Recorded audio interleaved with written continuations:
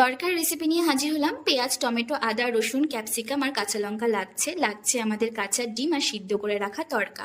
তারপর কড়াইয়ের মধ্যে সামান্য সাদা তেল আর ঘি গরম করে নিলাম। তারপর দিচ্ছি রসুন কুচি, কিছুক্ষণ নাড়িয়ে দিয়ে দিলাম আদা কুচি আর পেঁয়াজ কুচি।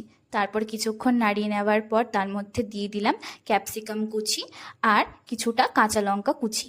তারপরে তার মধ্যে টমেটো অ্যাড করলাম, দিয়ে ভালো করে নাড়িয়ে নিচ্ছি। তারপর আমি দিয়ে দিলাম নুন আর হলুদ গুঁড়ো আর সামান্য কসুরি মেথি আর তরকার মশলা দিয়ে ভালো করে নাড়িয়ে একটু জায়গা বানিয়ে নিলাম। তার মধ্যে আমি একে একে 4টে ডিম ভেঙে দিয়ে দেব, দিয়ে একটা ভুজিয়া রেডি করতে হবে। ভালো করে আমি মিক্স করে নিচ্ছি। মিক্স করে আমি কিন্তু ডিমের একটা ভুজিয়া রেডি করলাম। তার মধ্যে সিদ্ধ করে রাখা তরকাটা দিয়ে ভালো করে নাড়িয়ে চাড়িয়ে তার মধ্যে কিছুটা কাশ্মীরি লঙ্কার গুঁড়ো আর সামান্য মিষ্টি আর তরকার মশলা দিয়ে একটু সামান্য মাখন দিয়ে দিলাম।